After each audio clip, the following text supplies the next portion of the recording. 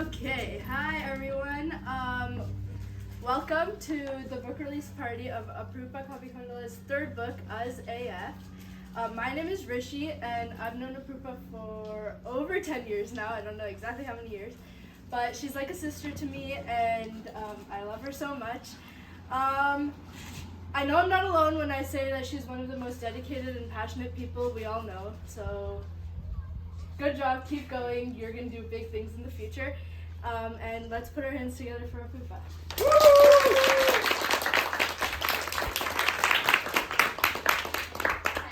Hi everybody, thank you for coming. I know you all know me, but I'm going to introduce myself anyway. My name is Apuroopa Kavikondala, and I'm officially a 3 times published author, as you can see on the balloons. It means I've published 3 books.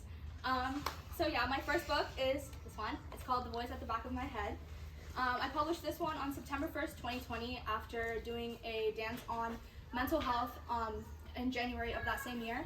And basically after doing that, I was inspired to kind of learn more about the topic because I saw that the audience was moved to tears after doing the dance. And so because I had more time in COVID and everything, I just started writing, and then it turned into being my first book. And then my second one is called Please Just Stop. It's a book on bullying and cyberbullying and how that impacts a student's mental health a lot. And my third book is called Us AF, Grades Do Not Define You, and it's about how grades do not define you.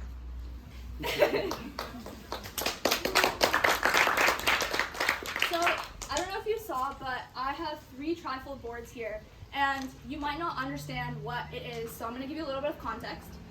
Basically, when I was thinking about what decorations to do this year for the party, I wanted to keep it super minimalist and super like informational kind of.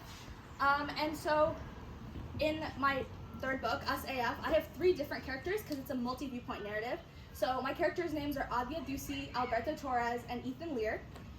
So this is Ethan Lear's perspective of how he would do a project on me in one of his classes. And so he executed it like this. As you can see, it's like Ethan Lear's presentation on Apuroopa Kavikondala, and it's like my story, my books, a bunch of links to like all my social platforms, and then a letter to how he would write a letter to me. And then this is Adia's perspective. So I have like a little social thing. This is my link tree, so if you like more stuff, links, my timeline, my story, and then it's like an envelope with like, if I ever met you, a letter to me. And then this one over here is Alberto's point of view. And as you can tell, there's like a very similar difference between these 2, but then a very big difference between the Alberto's project and Ethan and Adia's project. And there's a reason for that. Obviously, it's because of the different perspectives and the personalities of these individuals in the story. And so basically this project, if the teacher was grading it, she gave Ethan a 91% because it was thoughtful and personal, but the reason he lost points was because he could have been more creative and because of his grammar and punctuation. So Adia for this one, she got a 97 because the teacher could see the effort she put into the letter and the board, and the reason she lost points is because she needs to think clearly before asking the questions because the teacher didn't really understand them.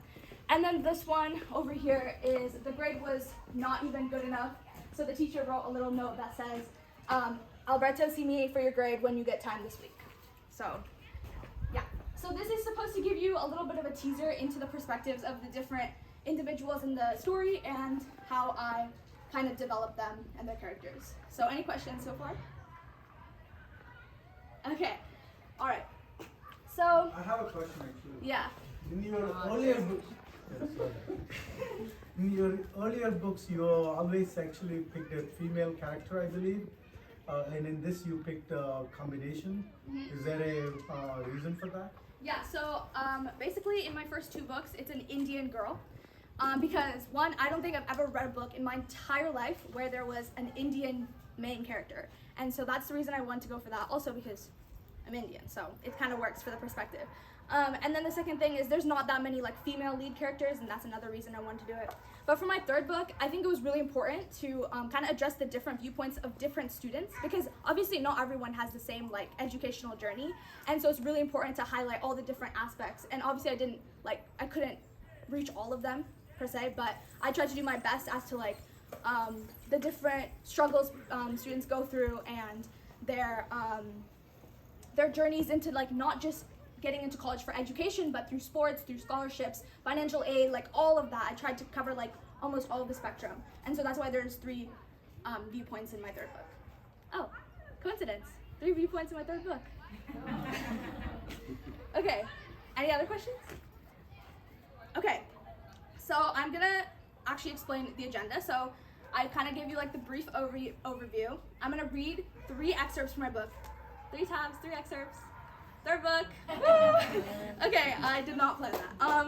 And then after that, we'll do a Q&A, like question answer. By then, hopefully more people would have come, so then we'll get longer questions and answer sections. And then after that, we'll do the book buying and signing and picture taking. Okay, and if at any point you have questions, feel free to interrupt me, because you might forget. Okay, great.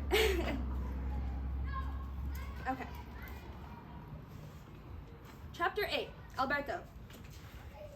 Oh. Page 36. Suddenly, the slate-like hardness of the ground didn't support my back. In fact, nothing did. I opened my eyes. The stars no longer shined in the sky. I couldn't even see them. The aroma wasn't the faint floral notes of Adia's perfume. It was a disgusting, strong smell. Fish. I was in the ocean.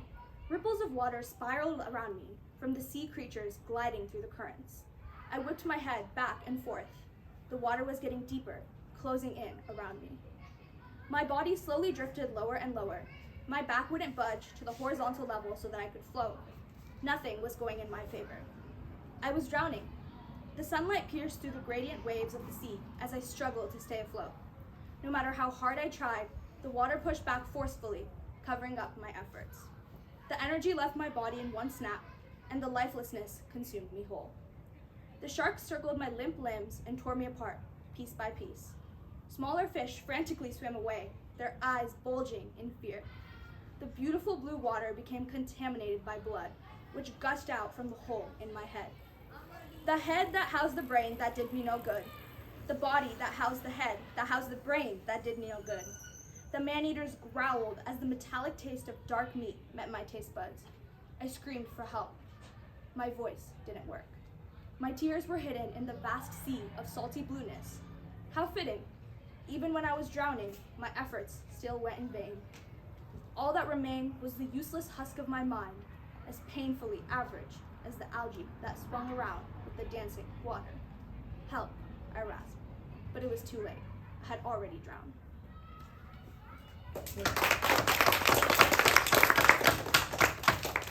So that was the first excerpt. That was from Alberto's point of view.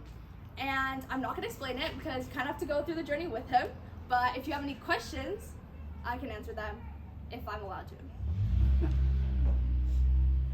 Okay, and then let's move on. What chapter is this? Chapter 12, Ethan, page 55.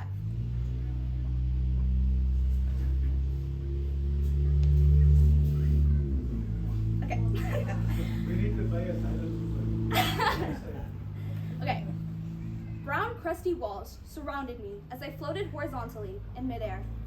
Just one line of light seemed to be seeping through somewhere as it highlighted the unknown beginnings and ends of the cave. Why was I floating? But immediately, that changed. Like the strings cut on a marionette at the top of a building, I fell rapidly. I knew that it was over for me when I landed. My body would go splat, and the air would leave for the last time, never to enter again. My back grew weary of the pressure and cool heat as my neck collapsed, unable to stay centered with the last forces of gravity. But I didn't fall. For what felt like days, I continuously flew straight down to a place of unknown and unwanted dimensions. It didn't stop. I couldn't relax. I knew it was over for me. But again, I never fell. The gooey smell of old water floated through my nostrils.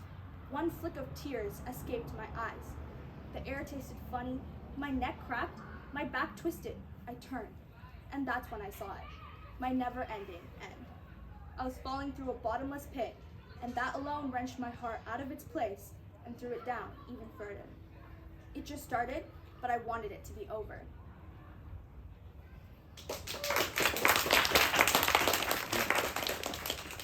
Yeah. Yeah, deep. Questions? Don't be shy. You can ask your questions. Okay. And the last one. Monkey!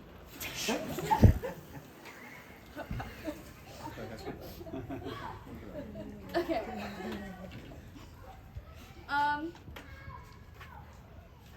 Chapter 17, Adya, page 82. I was in a beautifully arranged garden with lilacs and sunflowers and roses and tulips and daisies, wondering how it was put together with such perfection. I was at the front and center of the path, the only lily in the field. I was tall and beautiful, and everyone adored me, while the other flowers swayed along with the wind, singing and dancing. I would focus my attention, striving to absorb more sunlight and reach out to my roots to draw in more nutrients so that I was healthier and could outshine all the other flowers. Every other blossom wanted to be me, but I simply wasn't satisfied. I knew I could be taller. I knew I could have larger leaves. I knew I could bloom more, forming an artistic aura with all my petals. I was shining, yes, but was I outshining? Clearly not enough.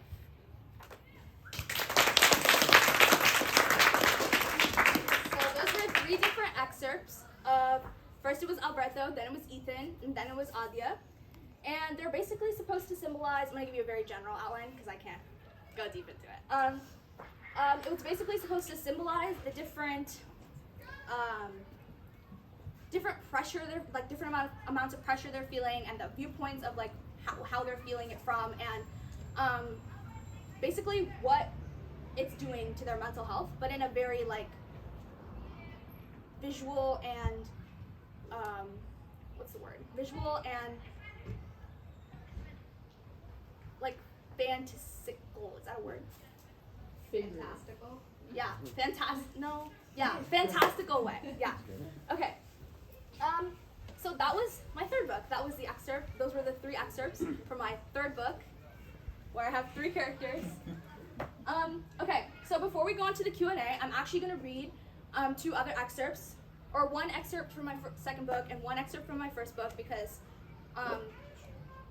I never had a book release party for my 1st book, but I did for my 2nd. But why not? Okay. Please just stop.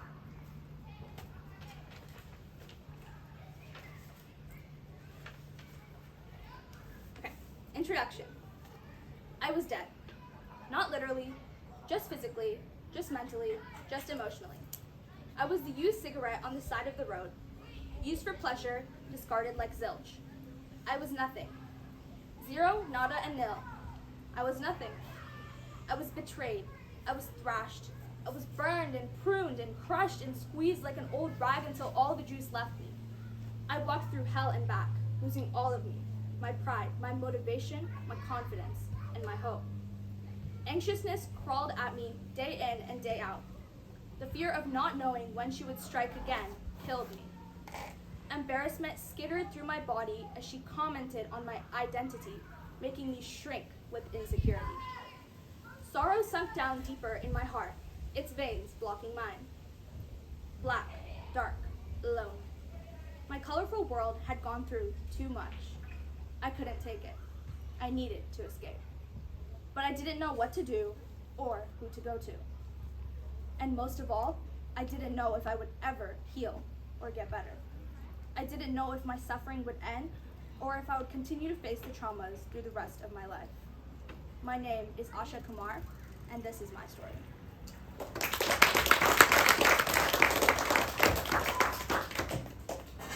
And then book number 1, The Voice at the Back of My Head. So that was the introduction. It's the very first thing you'll read for the 2nd book. This is also the introduction. Dear, the world. I hope you're listening because this is a story worth sharing. My name is Priyanka. I'm a 16-year-old Indian girl who moved to the United States of America just over a few months ago. This is my story.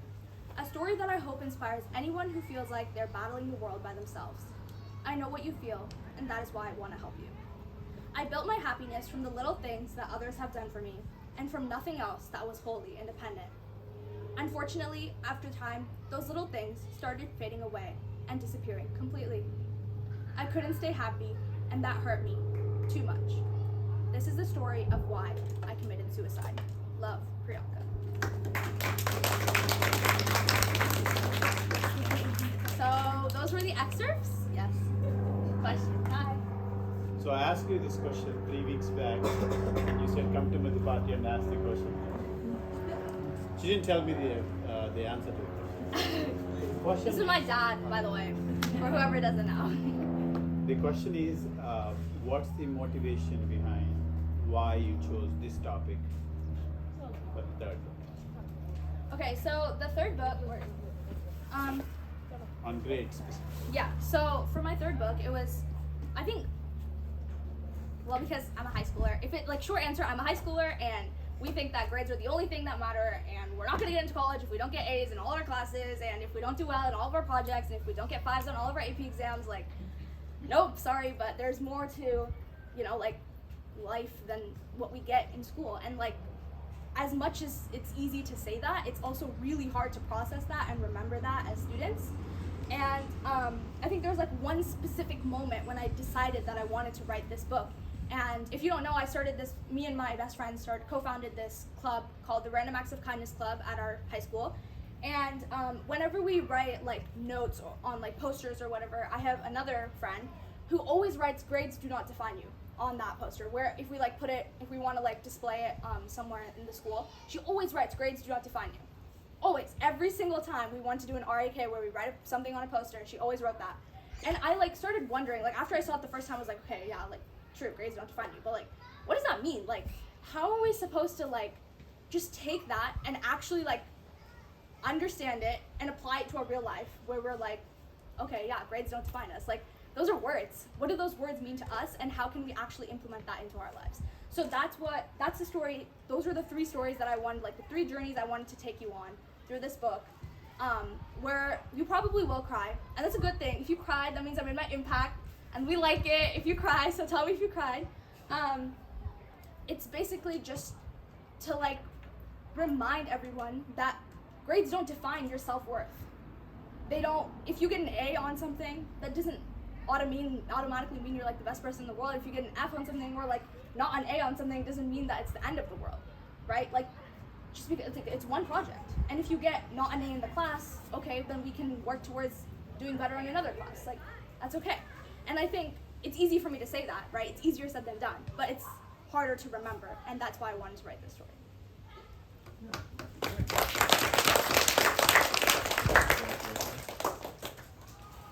Other questions? Yes. What was your inspiration for this new book? That's the question I just answered. Kanna just woke up. Yes. I have a 3-part question. Okay. Did you do that on purpose? Actually, no, but then when you started counting grades, I was like, oh, my question has 3 parts. Okay. The first part is, how was the writing process for this book similar to the other 2? The second is, how was it different? And I forgot my third, so we'll start with the first. Okay. Also, if you just came and you want to sit down, like, feel free to. Okay. Okay, so how was it similar?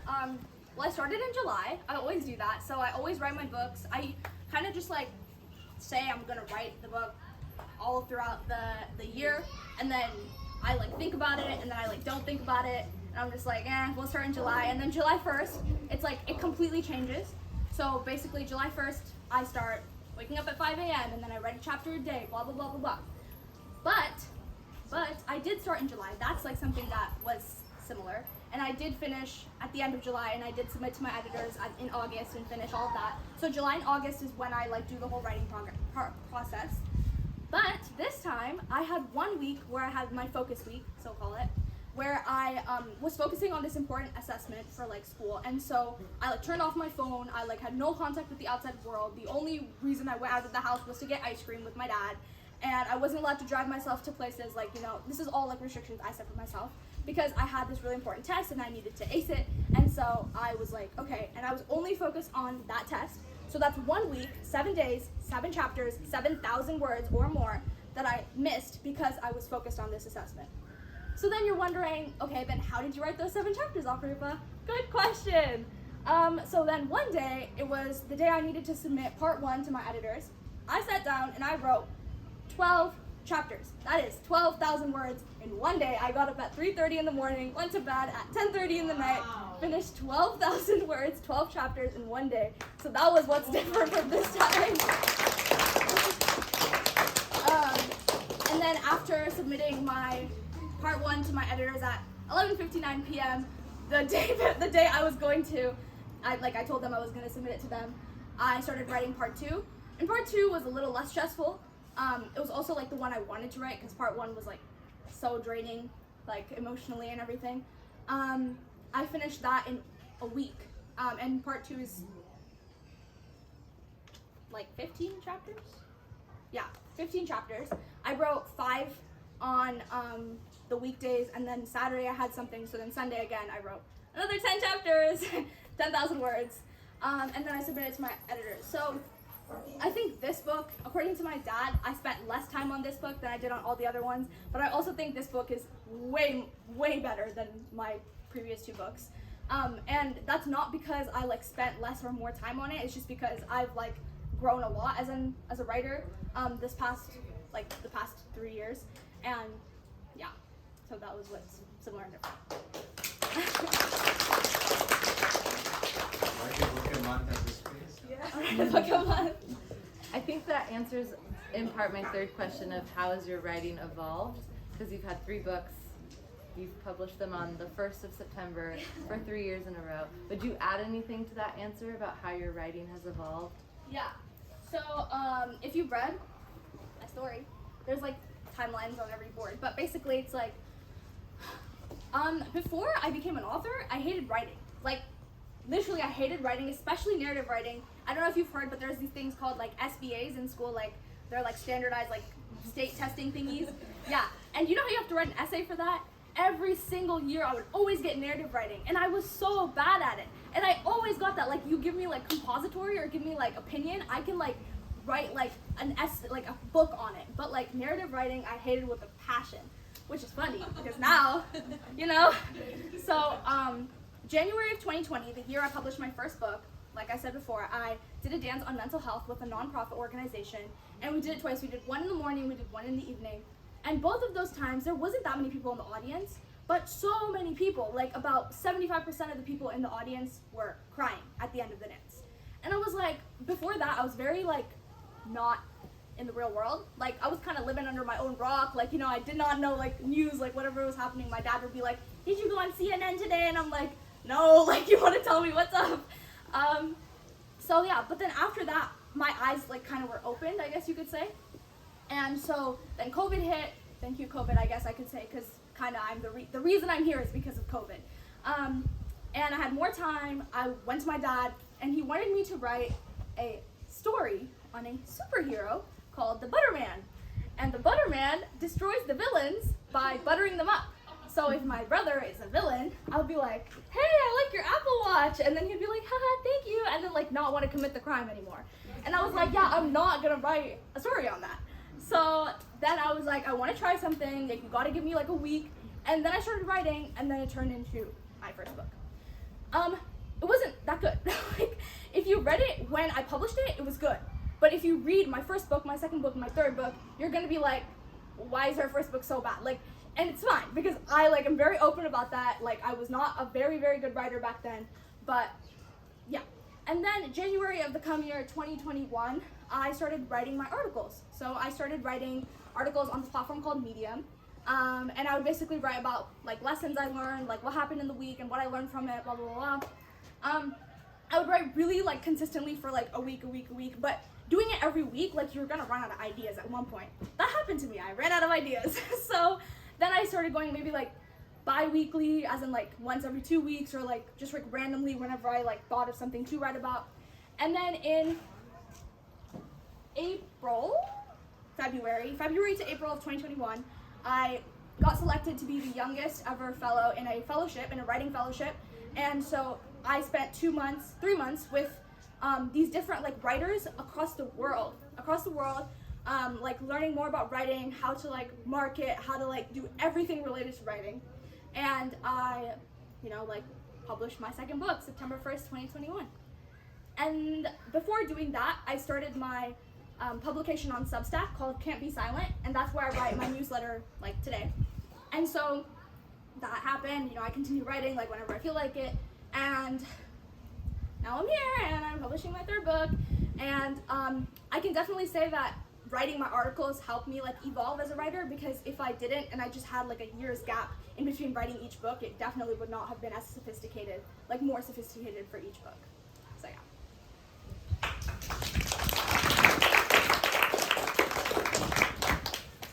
Yes. What made you choose the title for this book? Because the other ones seem more like leading, but this one's kind of like... It is leading actually, except it's more like meaningful. So us AF, A as in like the grade A, and then F as in the grade F. So it's supposed to symbolize that from A to F, we're still who we are. We're still us. So that's how I picked the title for my book. What? Yes. I think I'm sure you might have written in the book. So what is the advice you would give to students? Like if I go back to school, I get a C or a D grade. What is the advice like? What do you recommend for them, for those kids? Like? Yeah. So I'm going into junior year, so I'm bound to get like those types of grades like this coming year. Like I've been warned by my senior friends that like you're not about to have an A in AP Lang. You're supposed to like start out with a C, and I'm like, okay. So when I heard that, I started like freaking out. I was like, oh god, like this is not good, everything. But then I was like, bro, like, come on. It's not only school that gets you into college. There's like so many other things. And some people don't even want to go to college. Like one of the characters in my book, I'm not going to say who, doesn't even go to college. Another one, like, completely gives up on like the best opportunity of his life and doesn't go to the college of his dreams. Another one goes to the college of her dreams and then ends up with a midlife crisis. So like there's always like different routes that people are gonna go down, and like, it's okay if you get a C or a D, right? C for cool, D for dashing, A for amazing, F for fabulous. You're like who you are, even if you don't get that grade you want to get, and that's fine. Like it's okay. It'll be okay. It's all gonna work out in the end. That's my advice. Good.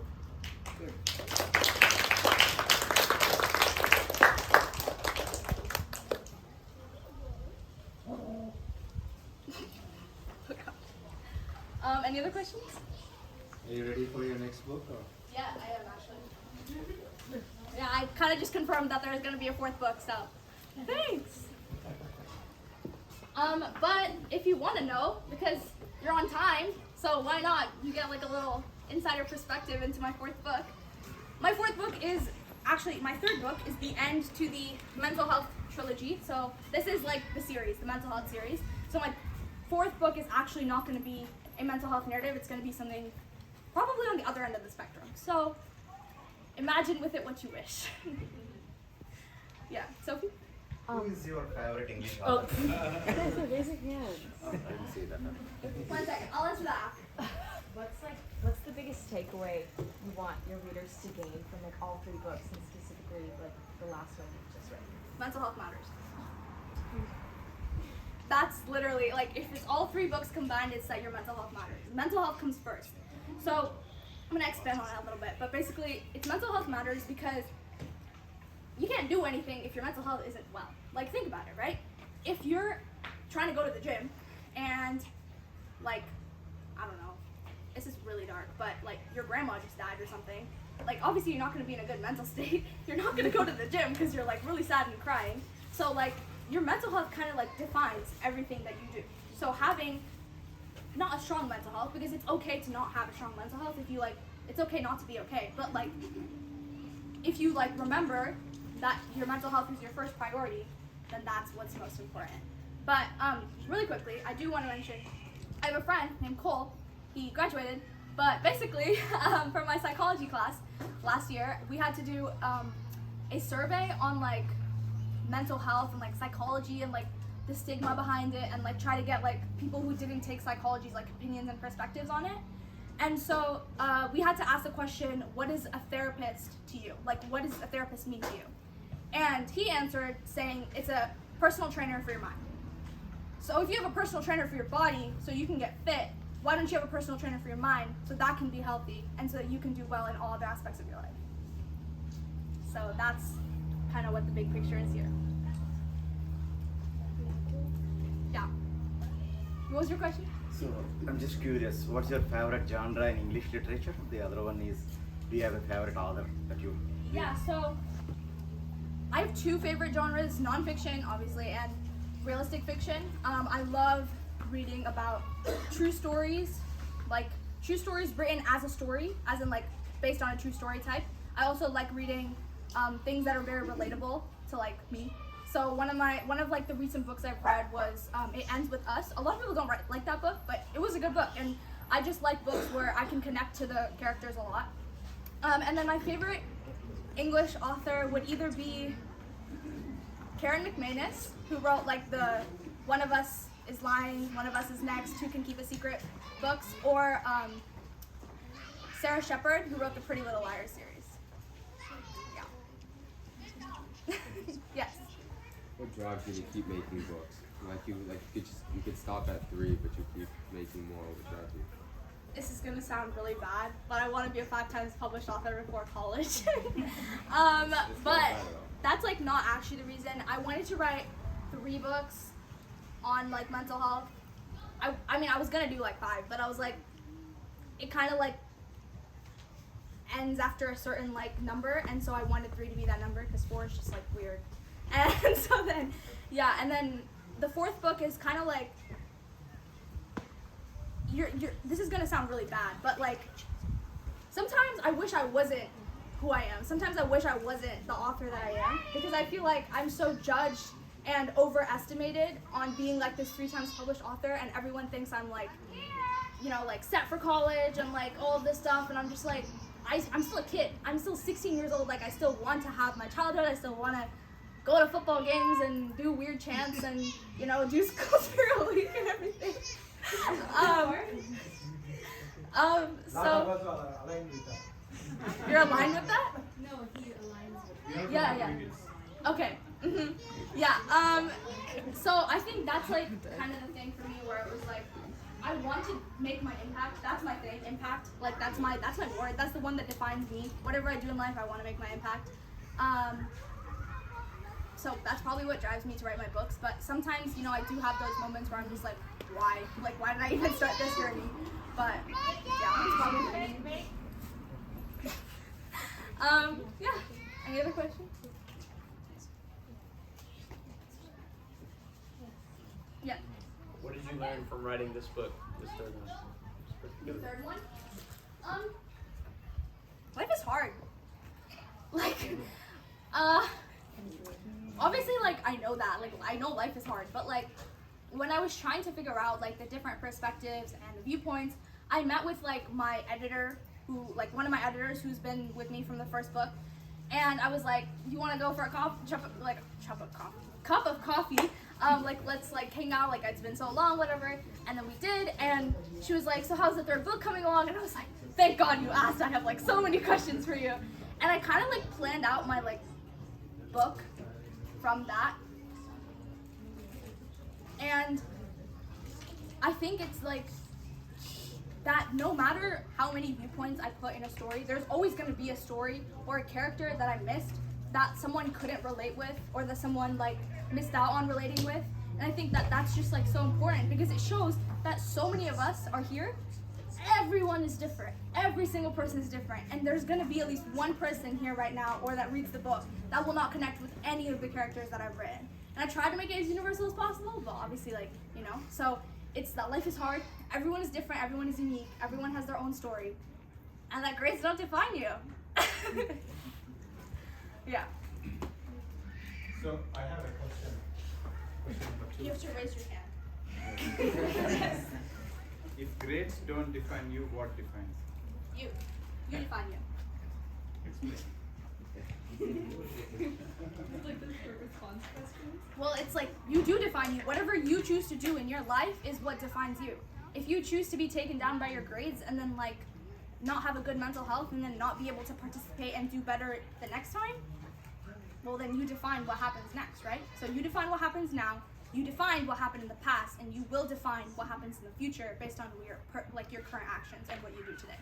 But isn't it, it's easy to say then do it, because it does matter at the end of the day, I guess, for students, like, if they don't get the good grades, their mental state is going to be in a bad state. And if the mental state is bad, their grades is going to be bad. Is the book is going to talk about that? Like, how do you overcome, I don't know what the book is written on, but is it going to give you a practical way of how to think about that problem? Yeah, so when you think about it, it's like, your mental state is like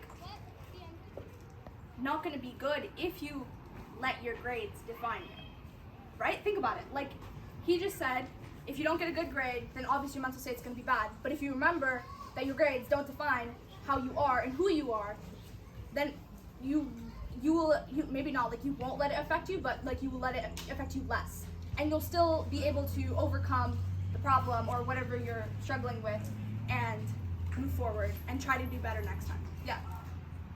Similar question. So let's say if you have your own publishing house, you are hiring an English writer. Would you hire somebody with A, or would you hire somebody with F, or would you hire something else? What do you look for? Okay, well if you think about it, past college, okay, so to get into college, they look at your high school GPA. To get your first job, they'll look at what college you went to, and I don't know if they look at your GPA. Do they look at your GPA? No. No. Not really. There you go. They don't even ask. They don't look at your GPA. They don't look at your whatever. If you, okay, sure, you go to Harvard, you'll have probably better chances of getting jobs, according to like stereotypes, right?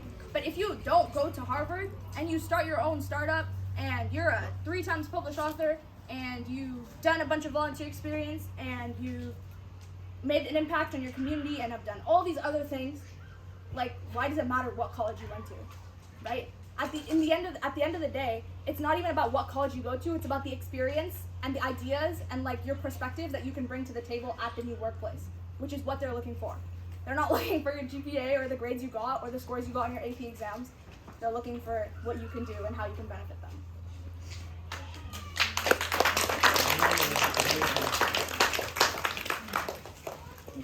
Yes.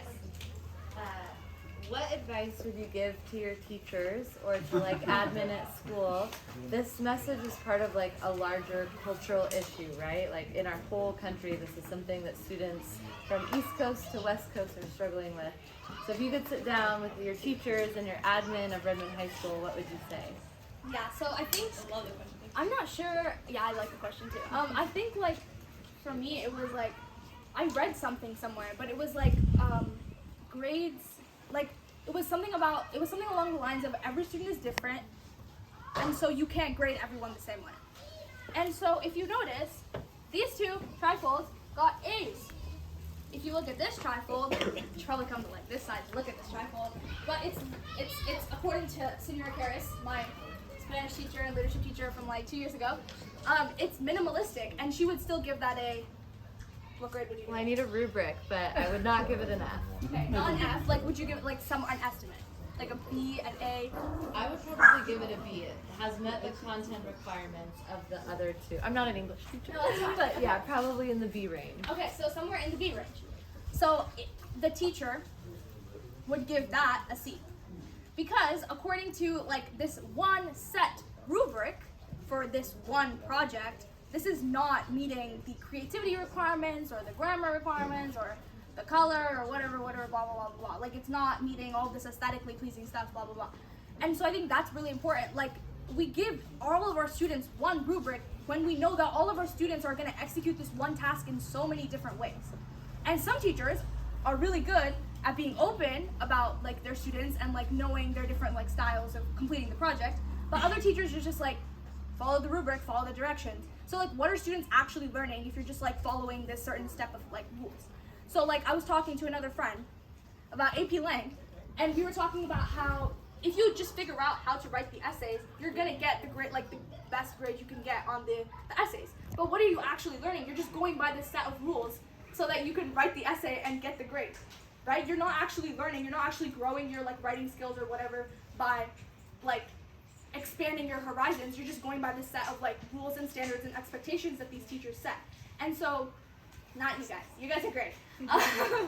But I think that's really important. Like, if I was to sit down with admin or whatever, I would tell them, like, rubrics are lies. Like, rubrics shouldn't be a thing.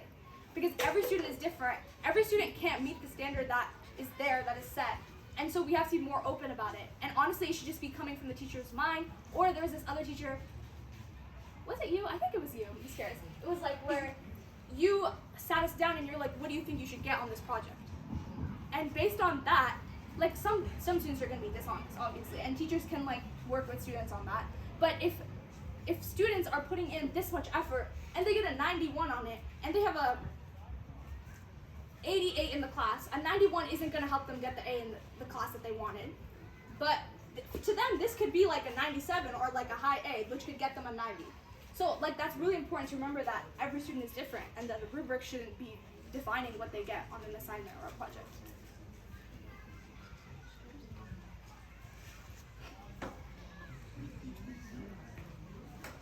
Any other questions? This side of the room is awfully quiet. No, I'm gonna like try and compliment stuff. Okay. Wait, I have a question. Yes. So I think a lot of the stuff you've written is like people in high school. How do you think that a person post high school reading this can be impacted by it?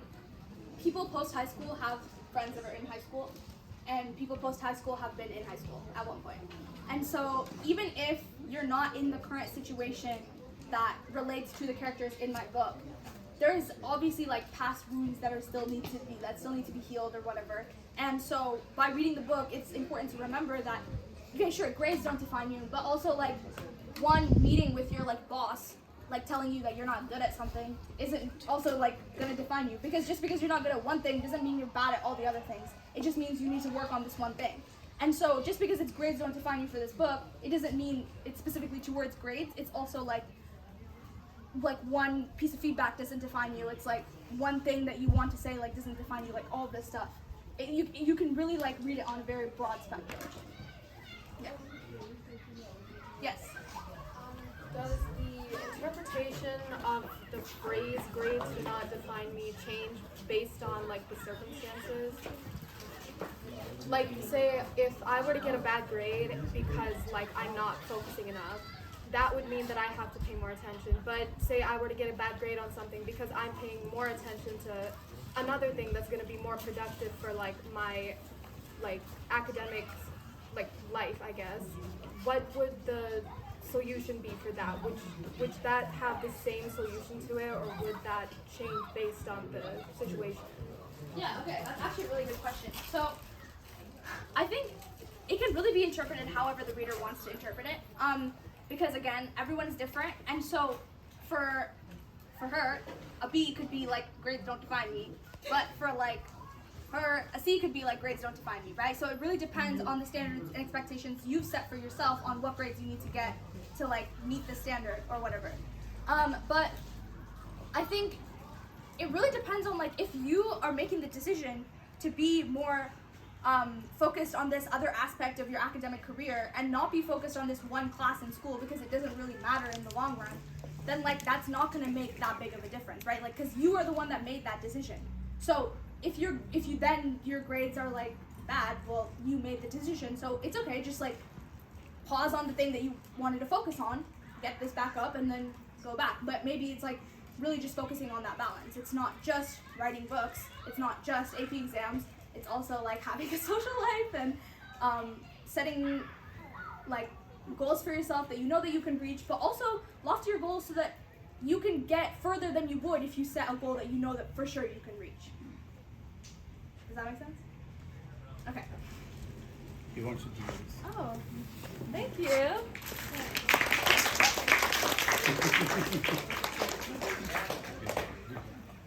Yes. Some young wannabe author. Talk about the creative process. So you said you wrote 10 chapters in one day, like 12 hours or whatever, right? Clearly that's not when you're doing your thinking. So when is the thinking? Like, are you, next time you choose a book, are you dreaming about it all the time, every time, and thinking about it? Because clearly I can't write 100 words in a day. So 1,000 words means that's not when you're doing the thinking. So Honestly, for me, I don't have a creative process. Like, I think I talked about this last year, but basically, I'm actually a very planned person, so I need like my calendar to be color-coded, times, all of this stuff. But when it comes to my books, I can't do the whole pre-writing process, like all of that stuff. I just need to sit down and write. So I'm not the very best person to ask for that, but if I was to give you a piece of advice, it would be to just start writing. When I was doing my fellowship, we would always sit down in meetings with over 100 people, and they would always just be like, why is it so hard for me to sit down at 6 a.m. in the morning and do my like morning free write? And I'm like, maybe because you're thinking too much about it. Like, don't think too much about it, just write. Like, it's okay if it's not good. No one has to see that. No one has to see the morning free write that you did. It's just for you. It's just so you can exercise your writing muscles. So if it's just for you, then it doesn't have to be this perfect thing. It doesn't have to be an A+. It can just be whatever you want to write. So that's like the biggest thing. Just start writing and see where it takes you. Yes. Another question for you. Do you face writer's block? What do you do when you face that block?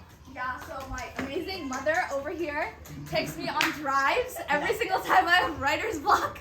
And so we go for like an hour, and then, not an hour, like 30-ish minutes, and then I can like write my articles or write my chapters. So actually, the first excerpt I read of Alberto, I wrote that on a drive with my mom.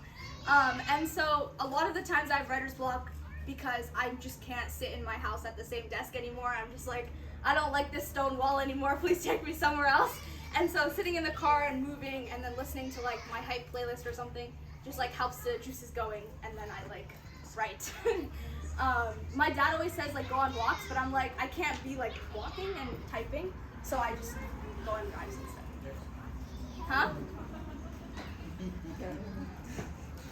Yeah. Question? Other question?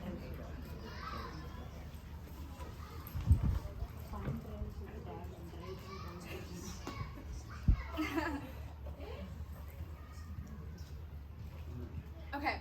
I'm actually, if it's okay with everyone, a lot of other people came after I read the excerpt, so I'm just gonna read one of them again.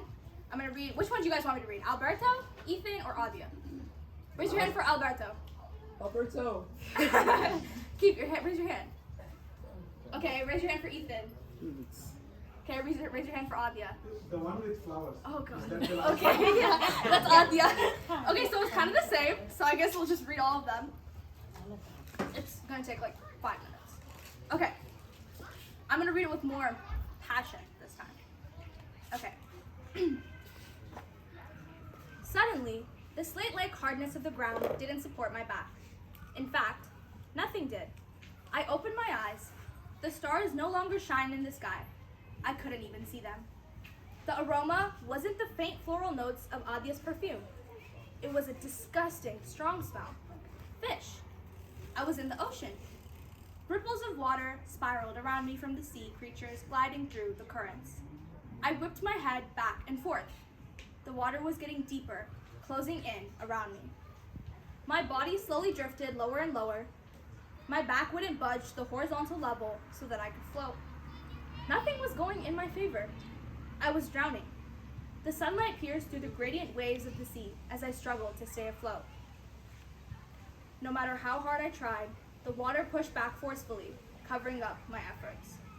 The energy left my body in one snap, and the lifelessness consumed me whole. The sharks circled my limp limbs and tore me apart, piece by piece. Smaller fish frantically swam away, their eyes bulging in fear. The beautiful blue water became contaminated by blood, which gushed out from the hole in my head. The head that housed the brain that did me no good. The body that housed the head that housed the brain that did me no good. The man-eaters growled as the metallic taste of dark meat met my taste buds. I screamed for help. My voice didn't work. My tears were hidden in the vast sea of salty blueness. How fitting. Even when I was drowning, my efforts still went in vain. All that remained was the useless husk of my mind, as painfully average as the algae that swung around the dancing water. Help, I rasped, but it was too late. I had already drowned.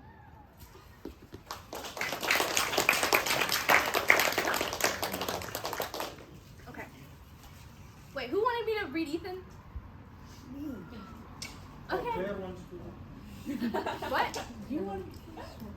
Someone raised their hand. Yeah, okay.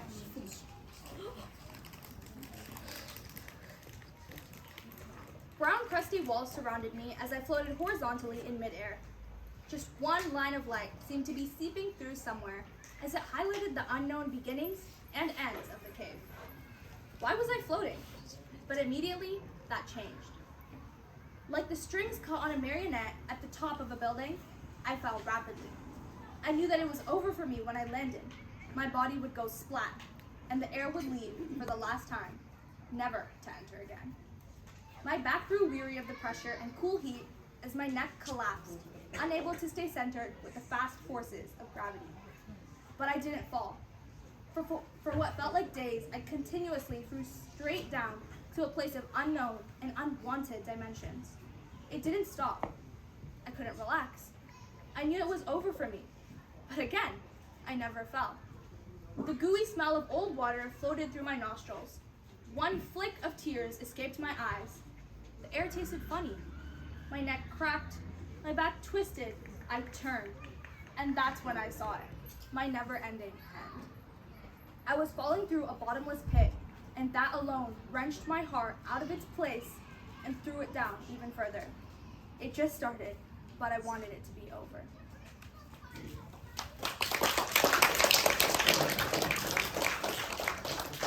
Here's the flower one. Okay. I was in a beautifully arranged garden with lilacs and sunflowers and roses and tulips and daisies, wondering how it was put together with such perfection. I was at the front and center of the path, the only lily in the field. I was tall and beautiful, and everyone adored me.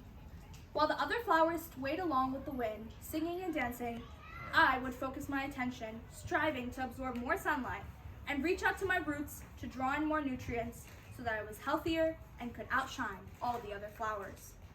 Every other blossom wanted to be me, but I simply wasn't satisfied. I knew I could be taller, I knew I could have larger leaves, I knew I could bloom more, forming an artistic aura with all my petals. I was shining, yes, but was I outshining? Clearly not enough.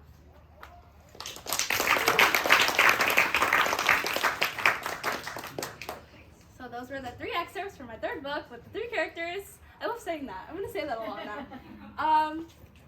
Yeah. Good job. Thank you.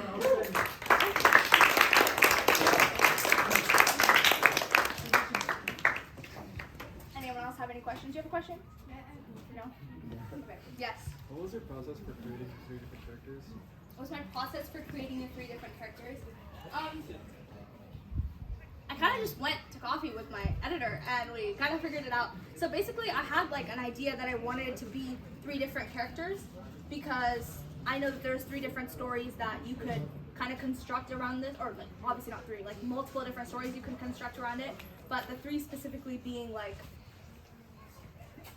the ones that people could connect to the most. And so I sat down and I was like, okay, what do I want one character to accomplish, what do I want the other one to accomplish, and what do I want the 3rd one to accomplish, and then I worked backwards from there. What would their stories be like, and how would it work out in the end for them, or not work out in the end for them.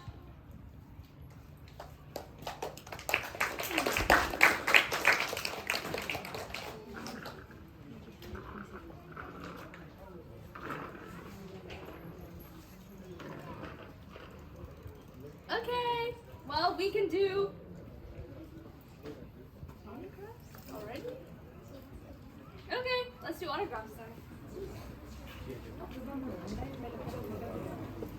Okay, before everyone leaves, can we take a picture? Yes. Okay.